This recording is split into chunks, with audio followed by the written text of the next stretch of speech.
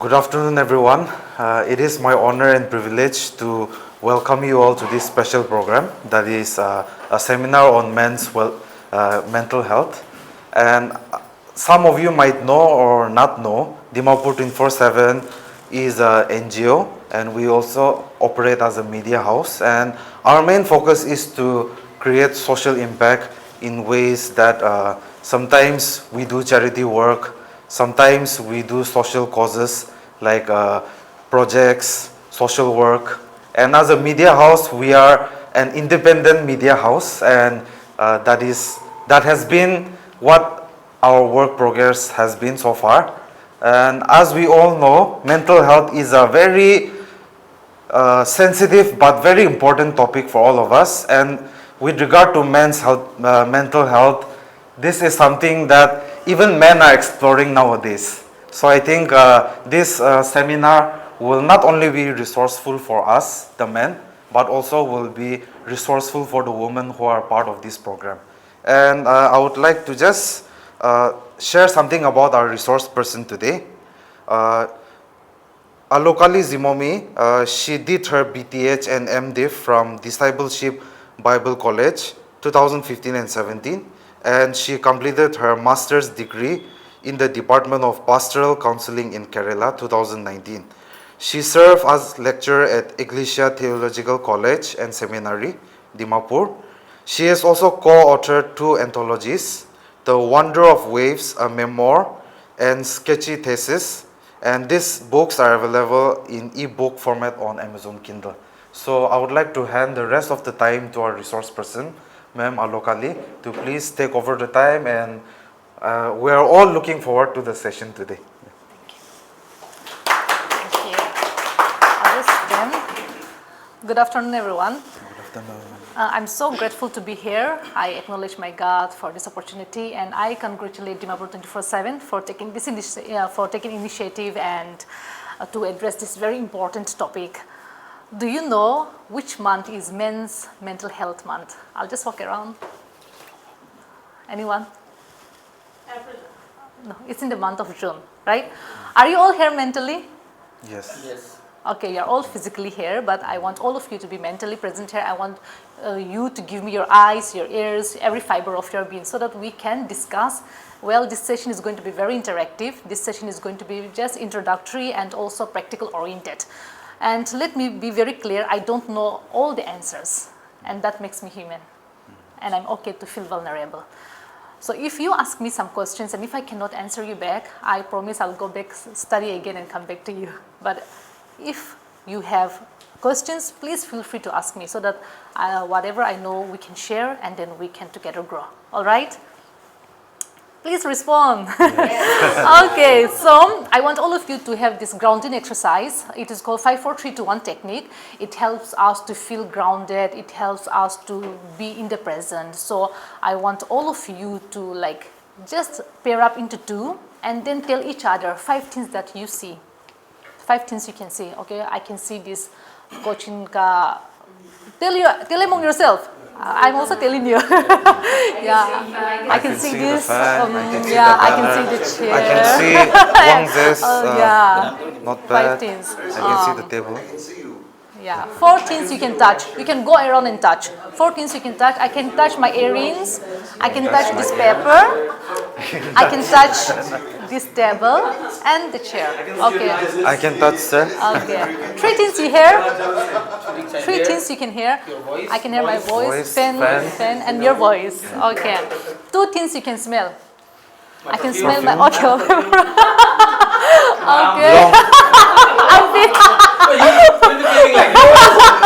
Okay. Okay. Which is not here. Okay, 1 thing you can test. I can test my own saliva. Yeah, same here. Yeah. Okay. Now, are you all here? Yes. Okay. We have broke the ice, so I'm sure we can talk more freely. Now, mental health is often overlooked, especially men's mental health is often overlooked, but it is very important. No? It is crucial to acknowledge and address this concern. According to statistics, 1 in 5 men will experience mental illness each year.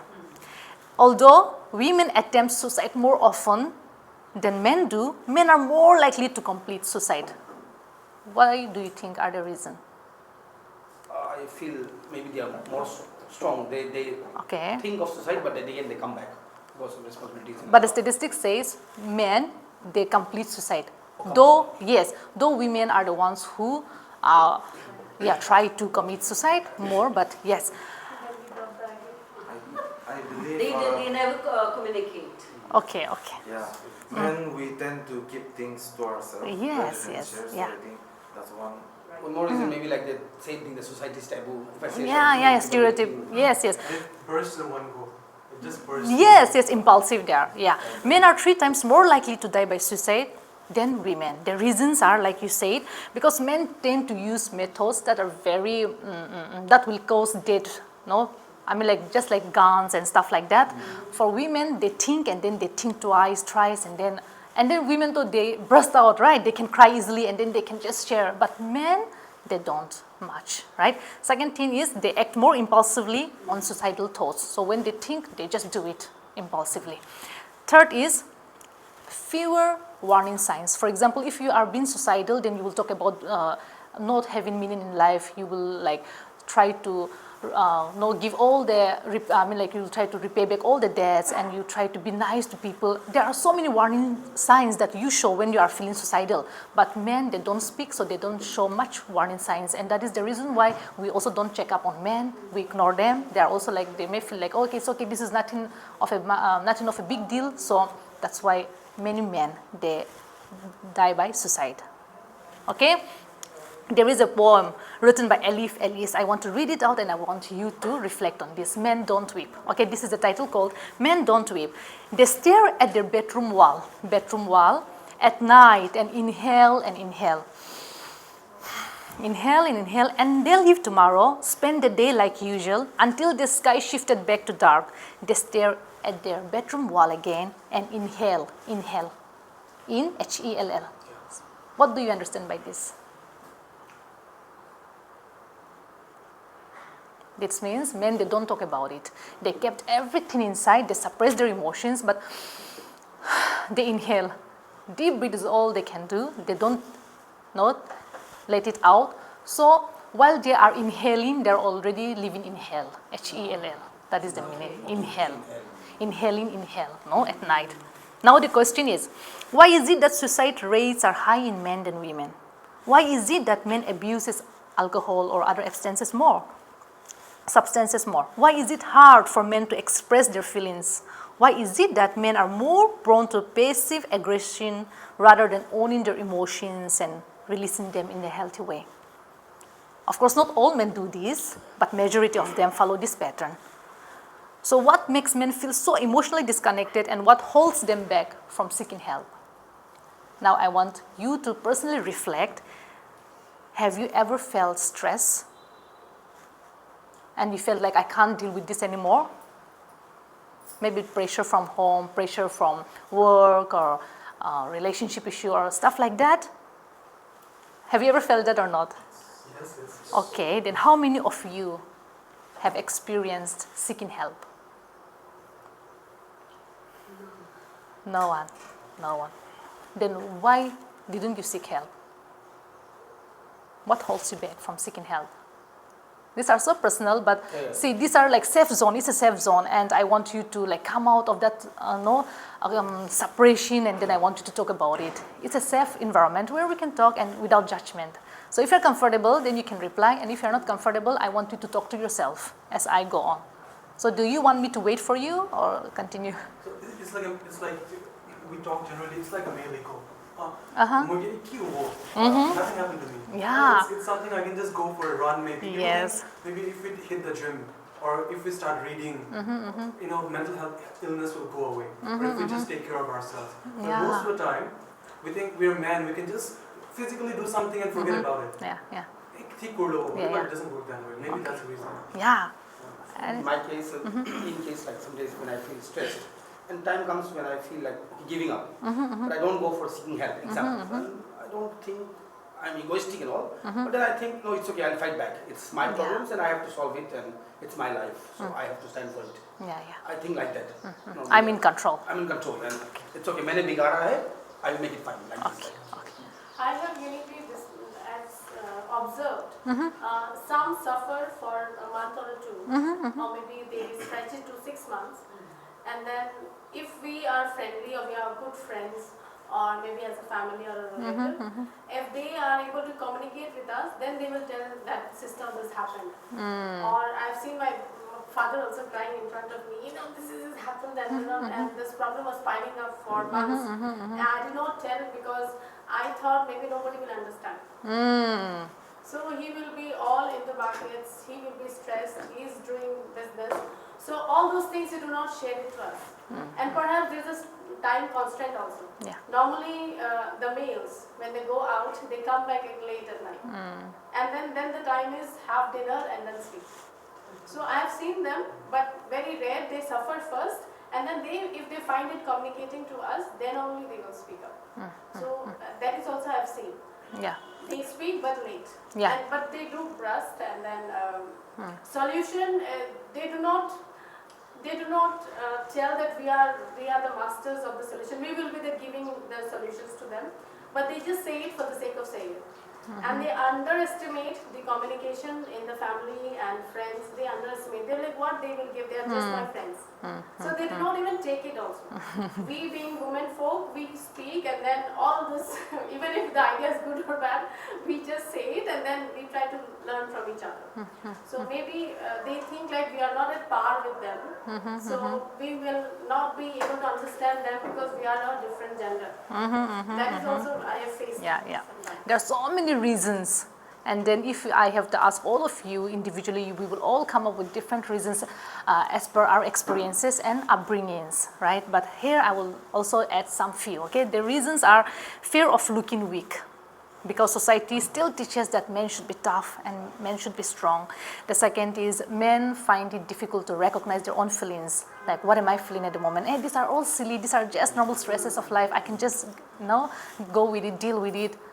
But they don't know that they are suffering from chronic stress. They don't know they are suffering from very severe mental health problems, right?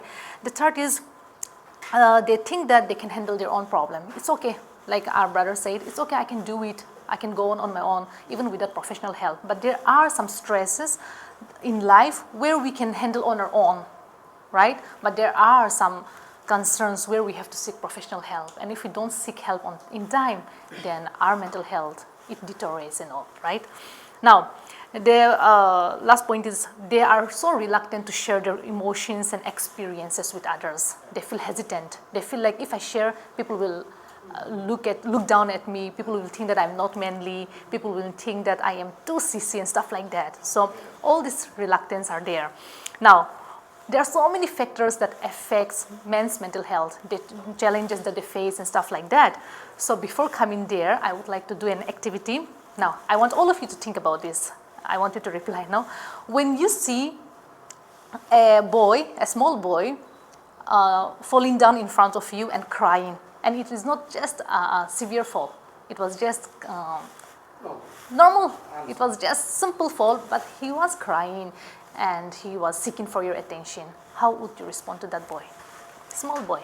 Just don't think too much. That first thought that comes to your mind, I want that reply. Yeah.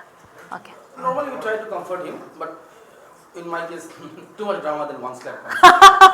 Okay. I'll just go and check and maybe try to comfort or console the child. Okay. Most of the time we say, don't cry like a girl. Yeah, don't cry like a girl, yes. Now, if it is a small girl, how would you respond? Crying and then falling down. It is not very severe, but crying, how would you respond? Then the pampering level goes up. Yeah. Yes, pampering level goes up. So you see, all these things, toxic masculinity, traditional masculinity starts early, right? If the boy is crying, small boy is crying, why are you crying? Don't be like a girl, right? We label them, we stigmatize them, and then we deprive them of expressing their emotions, right?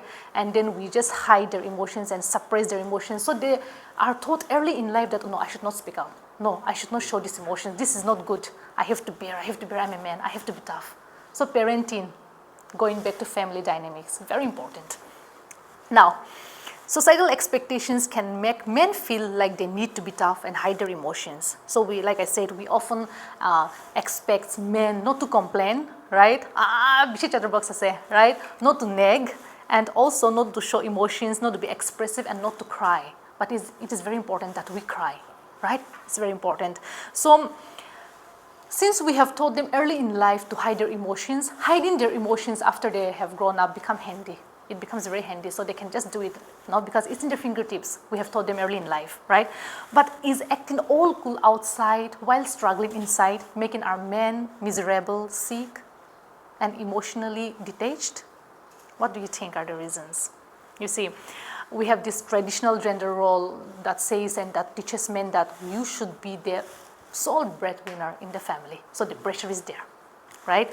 And then masculine traits such as I have to show my strength, right? I have to be in control. I'm always in control. What if I'm not in control? What happens? So taking all the baggage in your shoulder, and also we have taught men early in life to rely on themselves and not to seek help, because seeking help is, what do you, help me find that word. Seeking help makes us look weak. Yes, and not to speak openly about your emotions, because these emotions are spoken behind that four corners of the wall, right, of the door. And then what if the neighbor hears? What if the neighbor hears you complain all these things? You're looking like like you're acting like a girl, you're acting.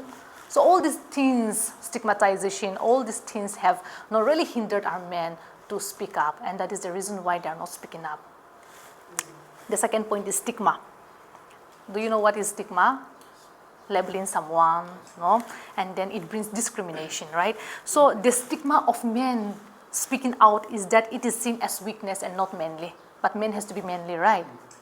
So if I speak out, they will not label me as manly. They will label me as very sissy, so I won't speak out. That is the stigma. And also stigma about mental health, because see, mental health concerns, because people think that when we are struggling with when we talk about health it comprises of so many things: physical health, intellectual health, social health, mental health, spiritual health, all these things together, health, right?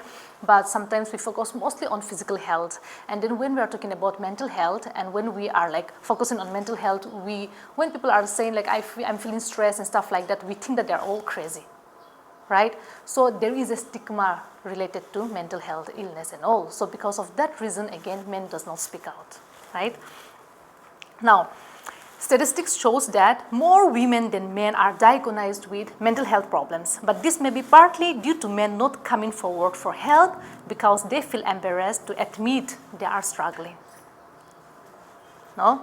So the men who are coming for help are only half of them who are struggling. Only half of them are coming, and the rest are not coming because they feel embarrassed. Now, growing up, all of you men, what myth did you hear that men should do and should not do? Example, like we have discussed, men should not cry when they fall down. Example, men should not show their emotions. So in your household, what are the myths that you have heard growing up? One from each. Men have to earn money. Okay. Anyhow. Okay. Pressure. Yes. Okay. No, you keep for later, one each. Thank you. Yeah, one. Okay, you think about it. Yeah, one each. That is prevalent in your household. Men shouldn't talk too much. Yeah, men should not talk too much. They should not be expressive. Yeah, few words makes you strong and manly. Yeah. Okay. What else? Heavy works are to be done by men. Yeah, heavy works are to be done. Okay. What else? Okay, still thinking. Okay, we can come back later. Now, see, workshops such as these, right? It is breaking stigma. So Dimapur 24/7 is breaking stigma. And here we are encouraged to have open conversation about mental health. We are sharing our personal stories here and then experiences, and it's a safe space that we have created. So let me tell you, even if you're feeling a little, stressful, having this kind of conversation where you learn that, okay, I'm not alone. My friend is also going through this and he is also into this situation, so I'm not alone. That itself gives us relief. So this is a safe space, right? Okay. Egoism in men, the third challenges. Ego. This can manifest in various ways, right? But this egoism often comes out from societal expectations. So like we have discussed traditional masculinity or toxic masculinity, emphasizing strength, dominance and control and self-reliance, right? Sometimes men are very insecure, but they don't want to say that they are insecure, and therefore they overcompensate feelings of inadequacy or vulnerability to being very egoistic. The third reason is past trauma or experiences. So if you have trauma or if you have experiences, if you have experienced feeling neglected in your childhood, or if you have experienced emotional abuse and stuff like that, it can contribute to egoistic tendencies, right? Now, this egoistic tendency can lead to self-centeredness, right? So self-centeredness means prioritizing one's needs and desire above others. Narcissism, narcissistic, having inflated sense of self-importance, superiority or entitlement, and lack of empathy. So you don't see the struggles of others. You don't understand others' perspective and others' feeling. You feel like you're too important. You feel like people have to give you special attention because you're a man, right? And if they are giving you opinion, then you can't agree to them. To do it, I'm the boss, that kind of thing, no? So they dominate conversations also. So have you ever come across men talking and women trying to like, I'm not like trying to bring this feminism and stuff like that, but women trying to talk, but they dominate the conversations and then they interrupt people and then talking over as if his opinion matters a lot and others' opinion doesn't matter. And then they lack active listening. I don't know how true is that, but they lack active listening, inability to apologize, and expect special treatment, like I said. So this egoism can damage relationship, be it with spouse, be it with girlfriends, be it with colleagues, and then siblings relationship and stuff, no? And then it prevents men from learning and growing, egoism. And then it prevents them from developing meaningful connections. Meaningful connections makes us feel better sometimes, right? The social bonding. But if you're too egoistic and if you can't make meaningful connections, then you are left alone. You feel isolated. Though you may feel like I am the boss, I know everything kind of attitude, but deep inside within, you will feel lonely and isolated because people don't prefer you. And you know that, egoism, right? It also contributes to poor mental health because all of these are struggling alone. And people won't treat you, I mean, like, see, people are talking and laughing and you came and then they just left. You know, right? So you won't tell, but you have already no sense that they don't prefer you. So that will, in the long run, that will contribute to poor mental health. Now, relationship issues. We think that after breakup or like after the divorce or separation and stuff like that, strained relationships and all, we think that it is women who suffers a lot and men don't suffer. Have you ever experienced men crying in the funeral? Of course, some men do, but not all men cries in the funeral. They just inhale, they just make sound, but they don't let it out, right? And they hide, even if they want to cry also. So you see, we think that divorce, separation, grief, and all these things does not affect men, but it surely affects them because they're human beings. It affects them, no? So, strained relationships can cause stress, anxiety, depression, emotional numbness, okay, to men. They also feel emotional numbness. They don't know what to do, how to react, and they're so numb.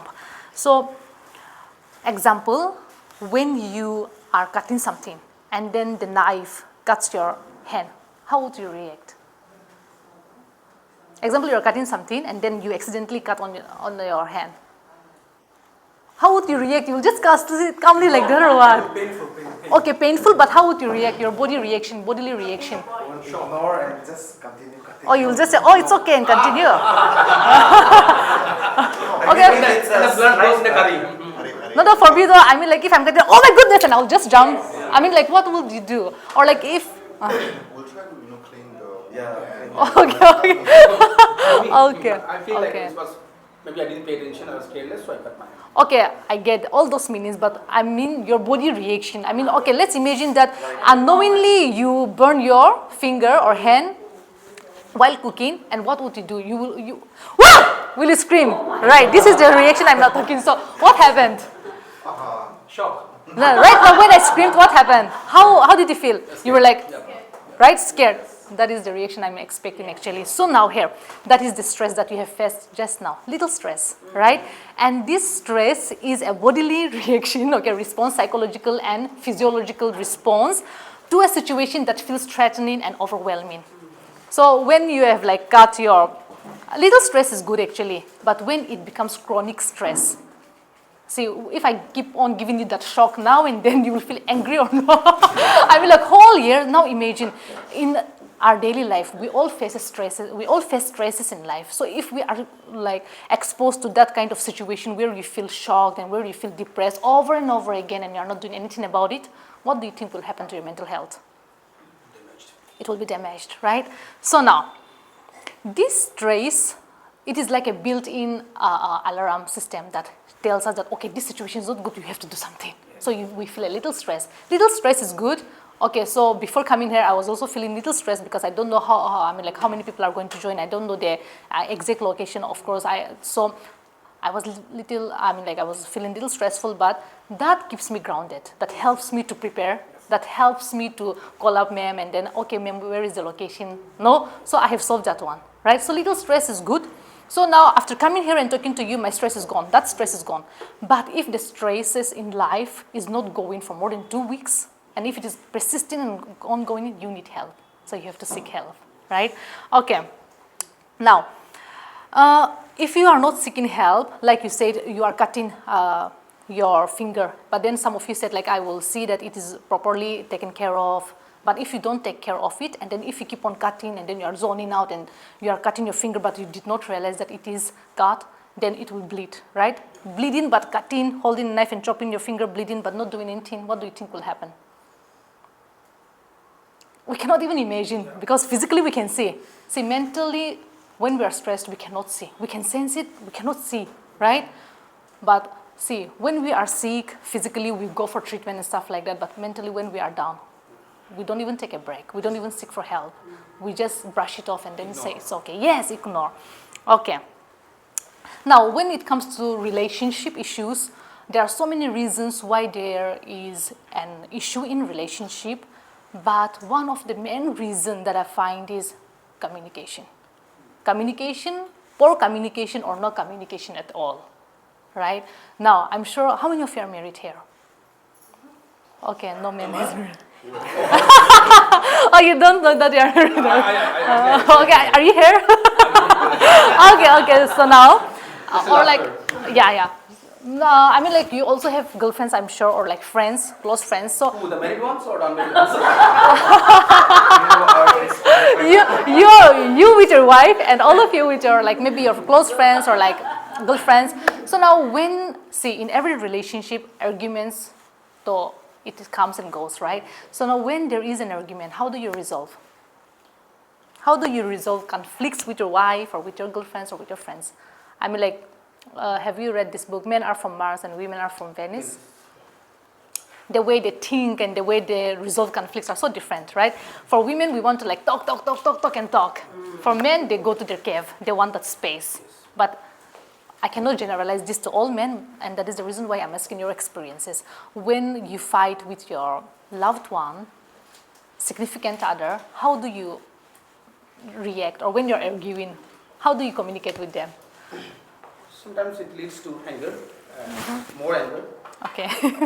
Sometimes, being honest, and sometimes it leads to just like giving up. Okay. That simple logic comes that she will not But understand. in case if the problem is from you itself, then That's why. you'll have to resolve the problem, right? I'm just letting Instead know. of getting anger. Yes.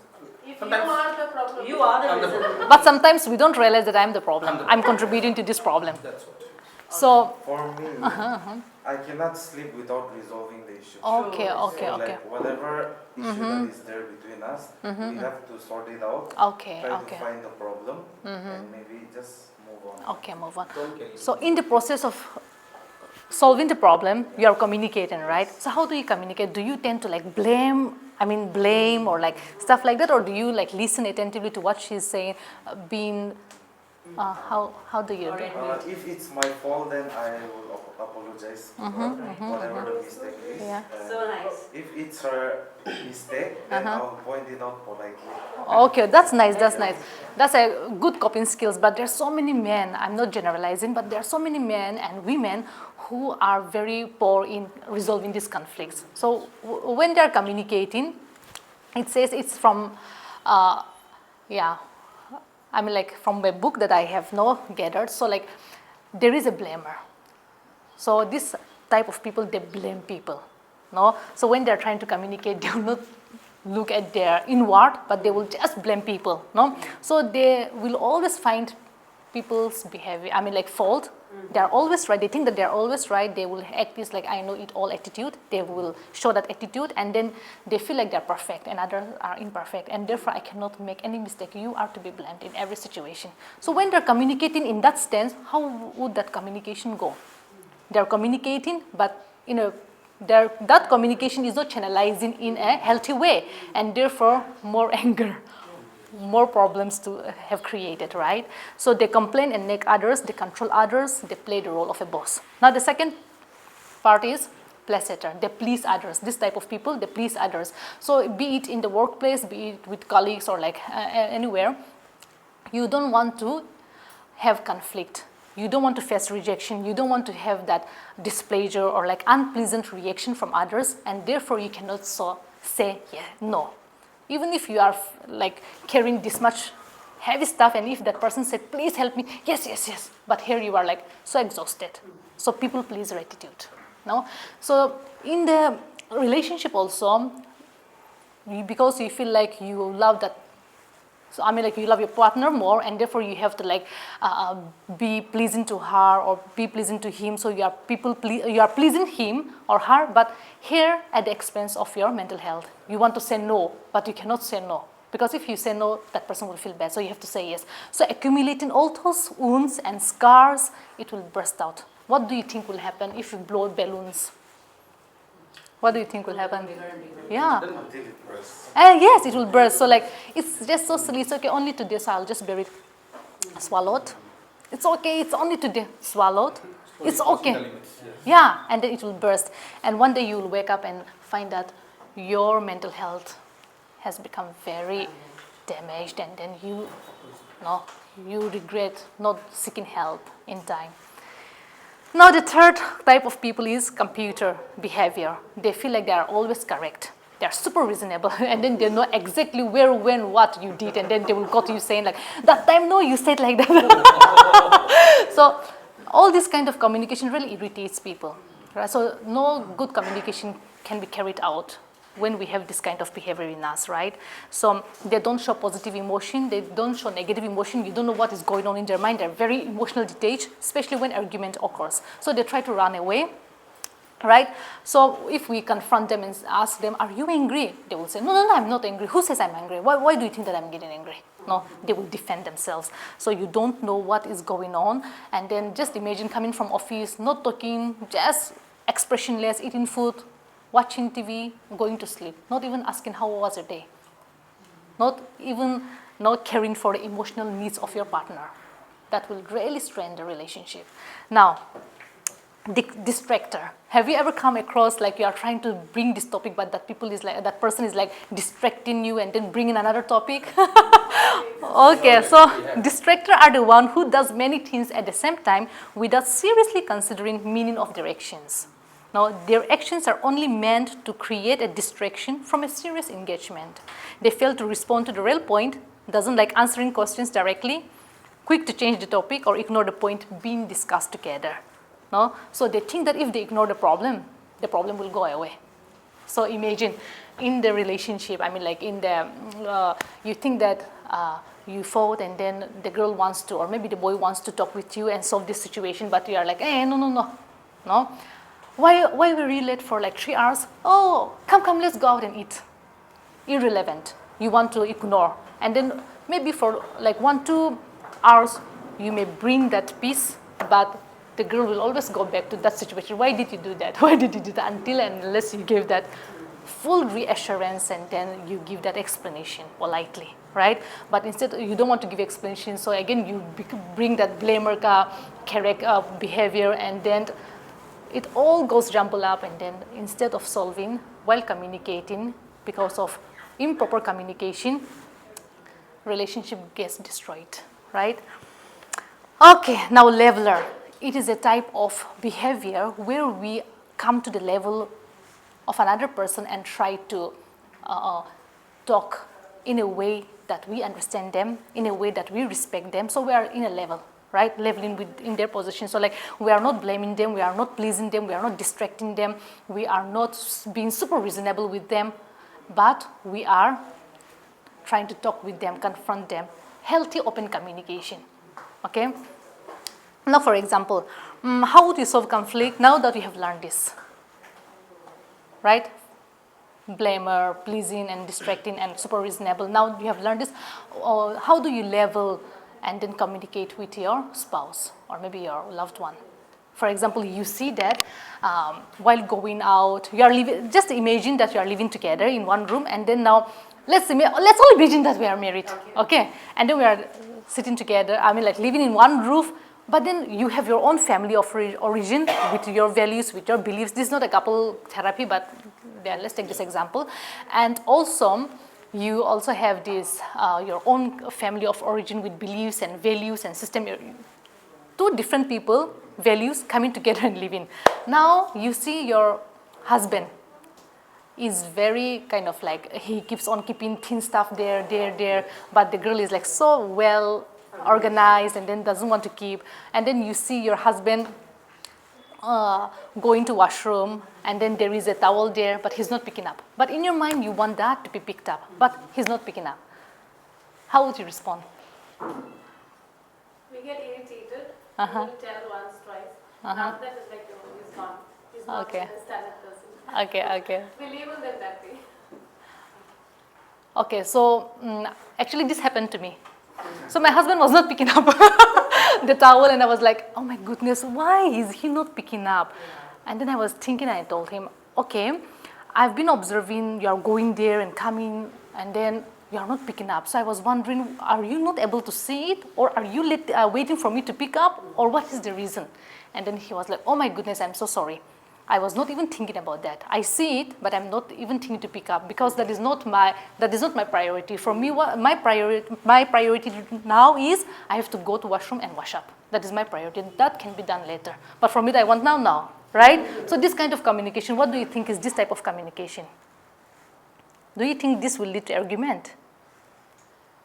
It should. Yeah. But we don't ask for. Because we've been taught by mothers that it's okay, it's not their job. You can always arrange. Women are told to do household things. Okay. That is another story. I mean, like that is another story. I mean, now what I'm saying is here, for me, I have approached him as, okay, I'm not blaming him. Why are you not doing this? But I'm asking his opinion. Okay, I'm wondering, why are you not picking up? Is it because, are you waiting for me to pick up? Or is it that you are not able to see, what is the reason why you're not picking up? And then he says that, I'm sorry. I was not thinking about picking up. I'm seeing, acknowledging, I'm seeing, but I'm not thinking about picking up. What I'm thinking right now is how can I go and then wash up and come back so that I can pick up. So that means I feel like my feelings has been validated. So I feel like, okay, fine, I can pick up, just go. That's it.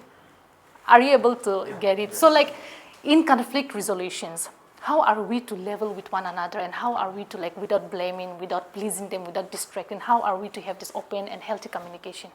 Sometimes these are very hard, but it takes practice and a lot of patience and a lot of swallowing to do this. Okay.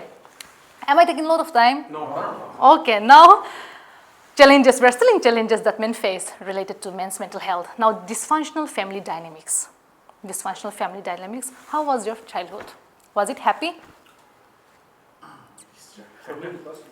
Okay. I'm sure we must, I'm sure we all have our own plate of happy memories and then painful memories and as well as good memories, right? Have you ever felt or have you ever experienced you felt unheard, unloved, neglected by your parents? No? In India, it's not possible, ma'am. Okay. Yeah. Okay.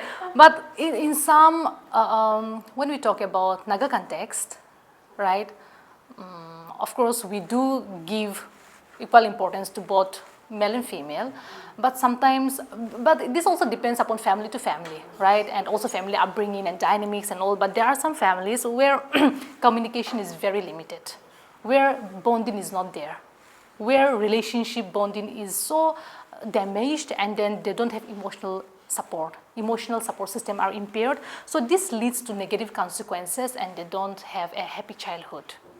And because of this family, and then when we talk about this dysfunctional family dynamics, it all boils down to lack of time.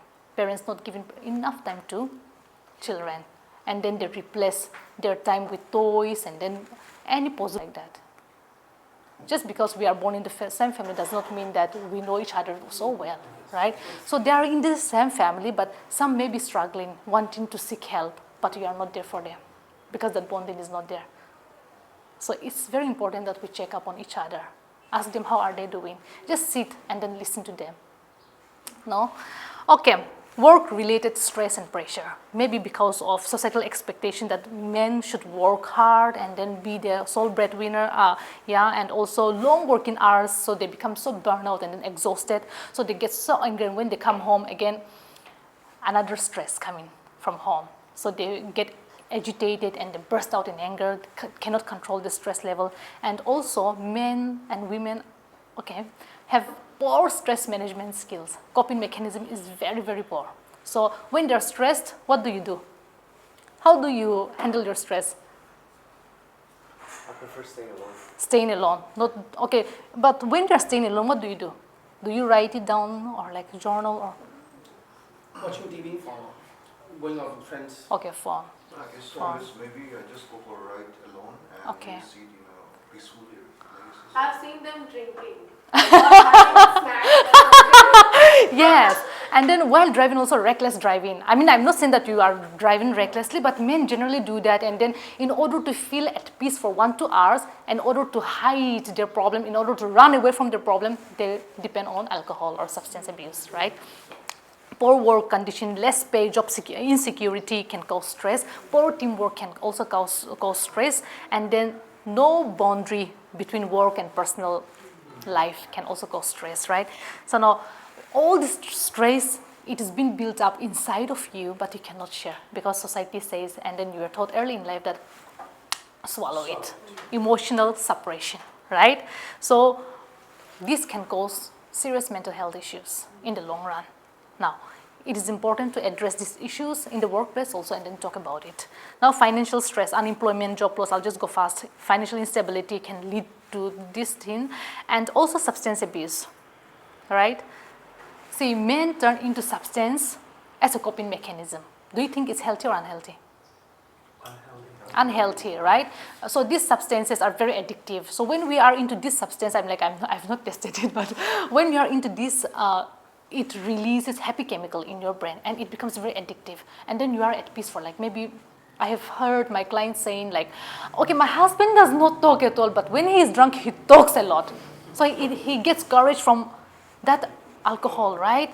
From drug and all. So you see, men, so it's so irony, is it not? I mean, like they should be courageous to talk even without the help of alcohol. But when they're stressed, they drink and they talk.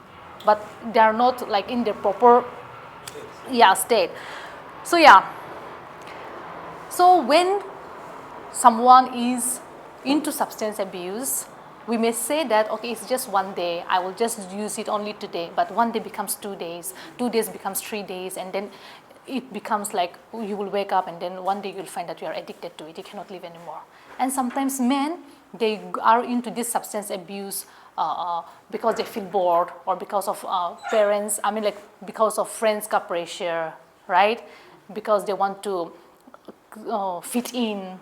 So there are so various reasons why they are into this substance abuse, but one of the main reasons is coping mechanism, poor coping mechanism. They are stressed, they cannot say anything, so to feel at ease, they go into this, right? So now family peace is destroyed when someone at home is into drug abuse or substance abuse, right?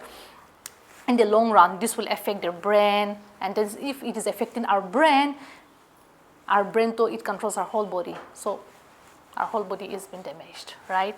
Now, here, when we are into drug, and then if you are thinking of planning a family in the long future, when we talk about infertility, we only think about women being infertile, but men also. And this substance abuse can really trigger and really damage the sperm quality. Okay. Physical illness, when we are physically ill and you want to be like others, you cannot run like others, you cannot be strong like others, then it contributes to poor mental health. exposure to traumatic events. When we are so exposed to maybe traumatic events can be like, I shocked you just before, right? That is just simple shock. Yes. But when you witness an accident in front of you bleeding and stuff like that, oh my goodness, that will be very traumatic for you. So this can also develop trauma or PTSD, post-traumatic stress disorder. You will have flashback and stuff like that. That we will come later. Now, grief. When we talk about grief, grieving is a journey, like, right? We all go through grief in different ways. So grief is a natural response to loss, and it can manifest in different ways. For example, loss of a loved one by death, maybe end of a relationship, or job loss, or it can be a major change in your life. So now, there are stages of grief, 5 stages of grief. The first stage is shock and denial. No, this cannot happen to me. This cannot be me. Denial. Second is bargaining. Oh my goodness, if it was there, I would never complain like this. No, bargaining. Third is anger. Why is this happening to me? I'm getting so frustrated. Coping mechanism, go into a substance abuse or maybe like that, anger. And then, okay, second is anger, the third is bargaining, fourth is depression. You feel depressed, you feel hopeless, you feel so want to give up your life, less motivated. And the final is acceptance. You gradually come to terms with the loss. Okay, this happened, but I have to move on. And these stages of grief can be overlapping. I mean, like sometimes you may feel accepted, but sometimes you feel like you want to get angry. Sometimes you may bargain. So it goes like this. So we all face this. And if you're facing all these things, your mind is always at work. Your mind is not at peace. Your mind is not sleeping. Then if you're not seeking help, how do you think your mind is surviving? Right? Now, common mental health issues that men faces are anxiety. Men can experience anxiety due to work, relationships, or other pressures, parental pressures. Maybe you have to be like this, you have to be businessman, you have to be that, you have to be that, parental pressure. You have to sacrifice your own dreams because you have to fulfill and you have to make them happy, right? Men face a lot of pressure. Untreated anxiety can lead to depression. Chronic anxiety can lead to physical health issues like hypertension, cardiovascular diseases, and stuff like that. Depression also. Right? If you are feeling sad, if you are feeling so short-tempered, irritable, and anger. So it's very easy to say, I'm getting angry. It is very easy to say, but why are you getting angry? That is the main reason. Why are we getting angry? The question that we have to ask, why am I getting angry? Am I angry because my boss at work was not very fair? Okay, so I came home and since I cannot say anything to my boss, so I vomited all my anger to my child, and the child vomited all her anger to the dog and stuff like that. See, we angry. Why are you angry? We should always ask ourselves, why am I angry? Anger is it's a bodily response. We all get angry, but what you do after getting angry is what matters, right? Now, depression. So you withdraw from society. You are not enjoying the hobbies and activities that you once enjoyed. You are into substance abuse, you are withdrawing, and then you feel so lack of energy, you feel so fatigued, you cannot sleep, you cannot eat. And if you are experiencing all these things for more than 2 weeks, then you should go for help. Yeah, there is high chances that you may be suffering from depression. Okay, PTSD, like I said, post-traumatic stress disorder. Also, when you're into this PTSD, you will have flashbacks, nightmares, and then you will avoid people and place that reminds you of that event. So you will not talk about it, right? You are very hyper vigilant, you're very alert, like when someone shouts or like when someone coughs, very hyper vigilant, constantly alert, and you are very irritable, and you are into substance abuse, right? Now, substance abuse. This is also a disorder, mental disorder, substance abuse, because you want to give up. You know that it's not good. You want to give up, but you cannot give up because your brain keeps on asking more and more, right? And you face these withdrawal symptoms, right? You want to give up, but you cannot give up. And this substance abuse disorder can lead to many other mental health issues also. Now, warning signs and symptoms, I'm coming to an end. Warning signs and symptoms. Men and women can develop most of the same mental disorders and conditions, but may experience different symptoms and develop different coping tools. Now, warning signs for men can be like escapist behavior, like spending a lot of time outside, not coming home, right? And maybe you are so, you are, physical symptoms can be like you are getting headache and digestive problems and pain, and then you are misusing alcohol, you are abusing drugs, and then you are becoming very violent, you are becoming very aggressive, no, without any reason, and you find yourself getting very angry very fast, right? Risky behavior such as reckless driving, and then your mood, your energy level, your mood keeps on swinging. And also, you are unable to concentrate, you feel restless, and you feel sad, hopeless, or empty. You feel extremely tired, you cannot sleep, like I said, and then you are not interested in activities that once gives you motivation. Yeah. So now, this is my last point. Now, having discussed all these things, how can you, men, develop healthy coping mechanism? What are the things that you can do instead of going to alcohol, instead of, what do you do when you get angry? How do you get angry? Some people, when they get angry, they hit, right? Until unless they hit, they cannot get relief. Some people, they scream. Some people, what do you do? Some they break things. They break things, yes. Some they fight unless What do you do? Oh, you break things? Oh, me? No, my things are very valuable. Okay. So, For me, I go for a walk oh, that's to release. yeah, that's nice. That's a very healthy coping mechanism. Okay, coping skill. So now, men should practice self-care. Very important. Self-care is very important. So how can we practice self-care? One thing is exercise. When you're feeling so stressed, when you feel like it's out of control, go out, and then maybe while running and while walking, you are involving all of your senses, right? You're walking, your feet is touching the ground, and then you're looking at the nature, and then you're going and running. So as you go and run, you feel a little bit calm. So when you are calm, after you feel calm, come back and then discuss this matter, right? That can be done. Sleep. See, if you are getting only 2 hours of sleep, the next morning, how do you wake up? I mean, like, you wake up getting angry, or that's why sleep is very important. 7 to 8 hours of sleep, right? And when you're getting very angry, okay, you are talking to her, or maybe you are talking to him, and then you're getting so angry, the argument is being heated up. Okay, please excuse me, go to washroom, take a warm bath. So if you go to washroom, I'm like anger management. If you go to washroom, you have to do something, right? You have to either brush your teeth, or like you have to wash your face. You have to do something. So go, just calm yourself down. Take a deep breath, maybe on the count of like 1 to 10. Take a deep breath, come back and then talk when you're calm. So give yourself space. What you can do I have is, a question. Someone sleeping more than 8 hours, 10 hours. Is that a sign of mental disorder, or like someone is suffering from depression, or it is a healthy thing? okay, so sometimes because we all have different sleep need, we all have a sleep cycle, and we all have different need, but when people are in depression, they will not sleep at all or sleep too much. So that's But without testing, I cannot just say that is the problem. That depends. Yeah, so it depends, and then other symptoms should also come along with that. But 7 to 8 hours sleep, and then sometimes people need 10 hours sleep also. But too much sleeping, if I'm sleeping too much unusually, then that can also be a problem. And not sleeping is also a problem. Okay, mindfulness. Being mindful of my thoughts, my behavior. How well do you know yourself? How well do you know your thoughts? Right now, what are you thinking?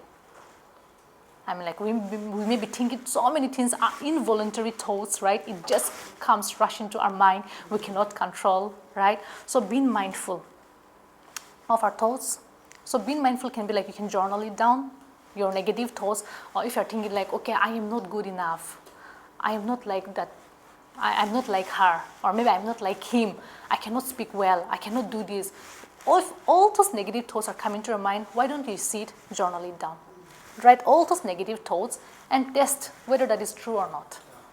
And you can reframe that into positive thoughts and sentences. I am not enough. Then think, why are you not enough? Is it true? No, it's not true. I mean, like, I'm okay, I'm doing well. Okay, she's also thriving in her own way. I'm also thriving, so there is no need for comparison. I'm doing okay. So, it's okay, right?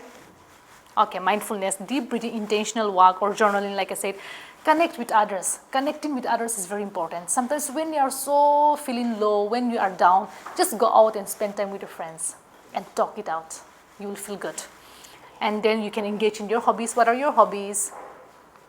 Hobbies cannot be like mobile games and all. I mean, like playing moderately that can keep you fresh, and then that can keep you feel at ease. Moderately, I mean, but too much into it is also not good. So engaging in activities like reading, playing music, or like doing things that excites you, right?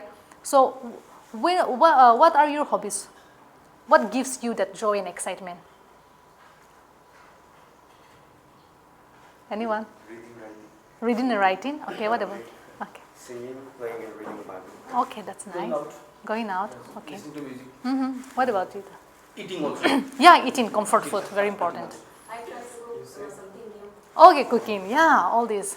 So if you don't have hobbies, develop one. And we can also develop new hobbies, right? Which are healthy. Okay.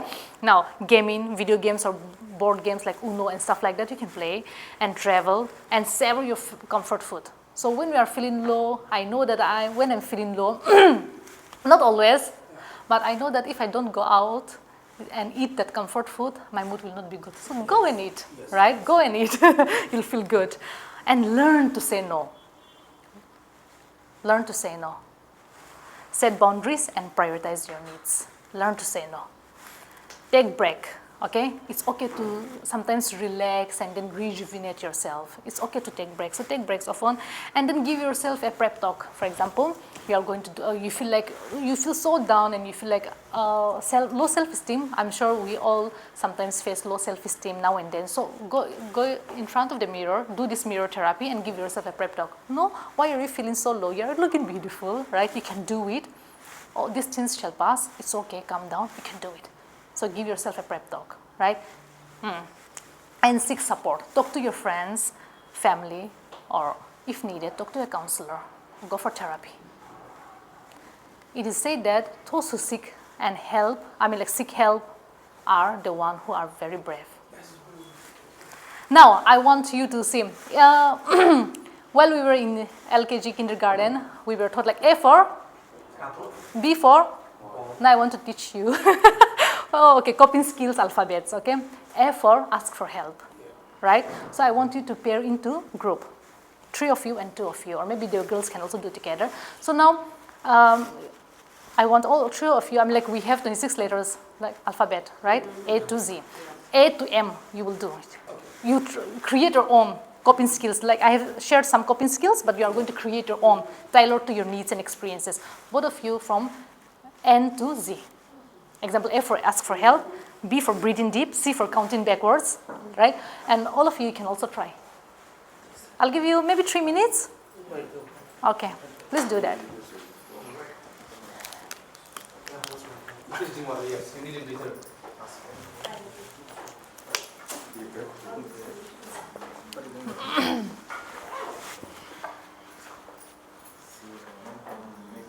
In a bit, I'm just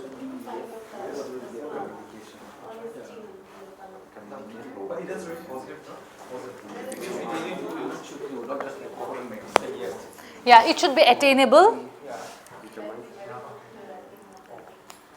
You want some help? It helps people in the Manipur too. Please don't search online, okay? Yeah. No, she's right. He's writing on the phone. Yeah. On the phone. I know. Yeah. Yeah.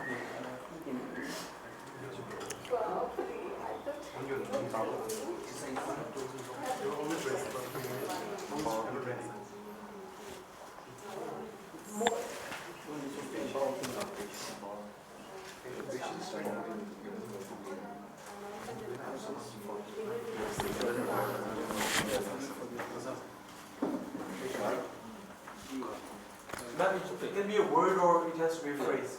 No, anything. A for asking for help, B for taking a deep breath. This is a coping mechanism that you are. But if you just have one word. It's okay. If you can understand, it's fine.